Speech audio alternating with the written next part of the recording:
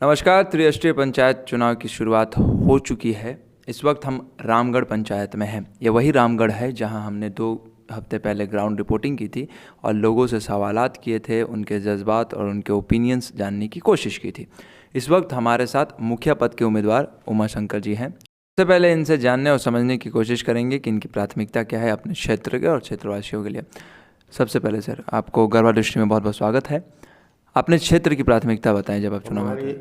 हम चुनाव लड़ने का मेरा मकसद है, इस क्षेत्र में बहुत जटिल समस्या है और कोई भी मुखिया जो भी आए 5 साल 10 साल में उस समस्या को हल नहीं कर सके।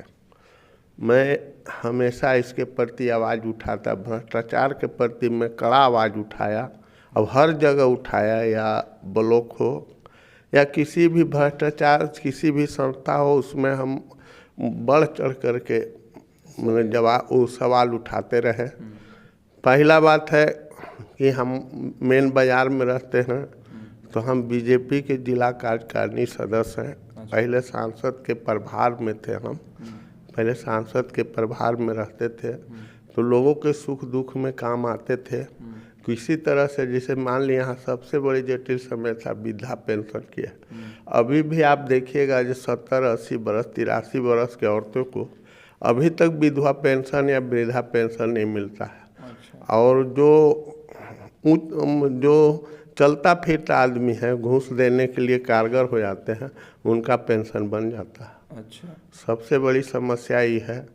किसी तरह से मृत्यु प्रमाण पत्र दिवाना बहुत जटिल समस्या है, जिसमें हम हमेशा बढ़ चढ़ के हिस्सा लेते थे पार्टी के सदस्य के नाते। और इसी क्रम में मेरा मन आया कि क्यों न हम मुखिया प्रत्याशी बने और लोगों को जन भावना के अपेक्षित उनका काम करें, उनको कोई किसी तरह से कष्ट न हो, दुख न हो। और मैं जात पात भेदभाव छोड़ करके और उनकी सेवा करें, इसी के चलते मैं मुखिया प्रत्याशी के रूप में उठा हूँ।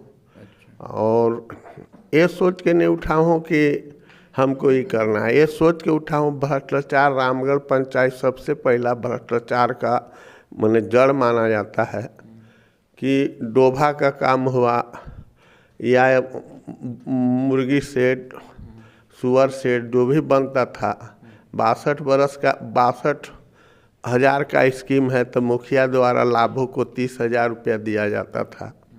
इसका भी हमने वीडियो से बहुत बड़ा विरोध किए और विरोध की सीमा नहीं रही, विरोध हमेशा हम करते रहे। और लोगों को वृद्धा पेंशन के बारे में हमने अपने स्तर से पैसा लगा 200, 400, 100 किसी को दे करके बनवाने का काम, कागज़ पत्र का पैसा देने का, बहुतों को ऐसा काम किए हम। अब हमेशा हमारा प्राथमिकता यही रही है कि गरीबों की सेवा हो। जो निम्न स्तर के लोग हैं उनकी कोई सुनता नहीं है। हमने आँखों से देखा है और कानों से सुना हुआ नहीं, हमने आँखों से देखा हुआ है।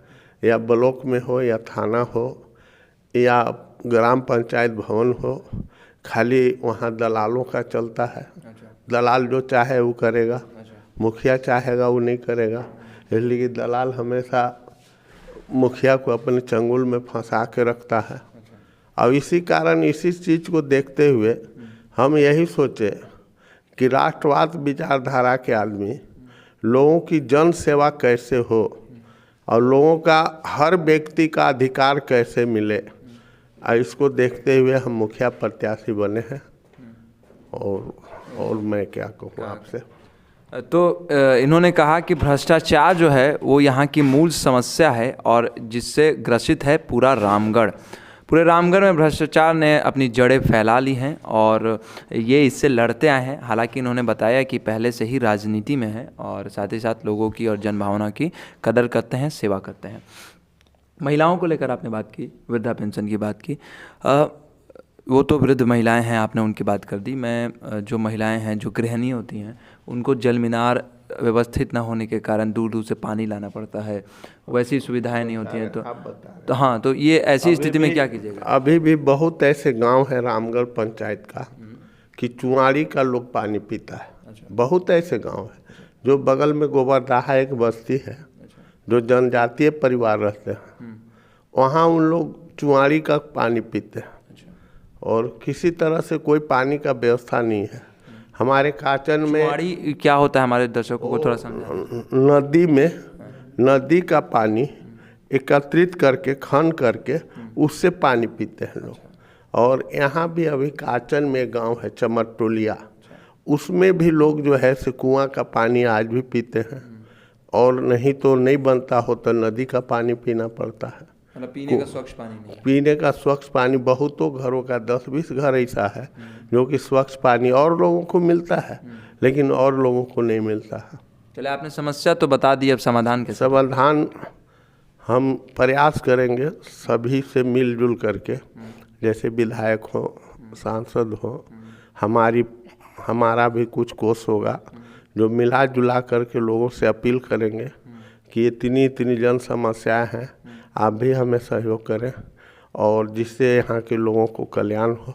मतलब फंड लेकर आएंगे? हाँ, फंड लेकर आएंगे, अतिरिक्त फंड लाने की कुछ कोशिश करेंगे और जिससे कि जन समस्या है वो दूर हो। आपसी एकजुटता जो है बेहद ज़रूरी होती है बेहतर समाज की संरचना के लिए। तो क्या अल्पसंख्यक समाज या बाकी समाज भी आपके साथ उसी प्रबल तरीके से जुड़ा हुआ है जैसे हिंदू समाज है? नहीं, सभी समाज के लोग जुड़े हुए हैं और सभी समाज के साथ स्नेह और प्रेम के साथ रहते हैं। और यहाँ अनुभव नहीं होता है कोई अल्पसंख्यक है, कोई बहुसंख्यक है, किसी तरह का भेदभाव नहीं होता है। यहाँ लोग प्रेम से रहते हैं। तो आप अच्छा को बना के रखे हैं? हाँ, रखे हुए हैं, सभी से प्रेम से रहते हैं। अब वोट की राजनीति अलग है, प्रेम की राजनीति अलग है। तो आप यहाँ वोट की राजनीति चलती है, तो वोट की राजनीति में सब होंगे ना? हाँ, एक समान? हाँ, वोट की राजनीति में सारे लोग होंगे।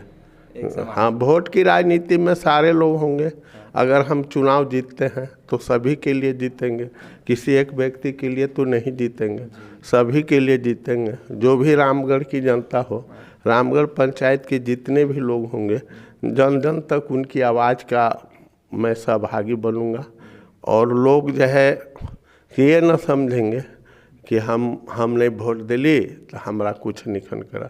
उनका पहले काम करेंगे, हमसे क्या तकलीफ है उनकी, हमसे क्या दुख है, तो उसको हम उनका निवारण करेंगे तभी ना दुख दूर होगा।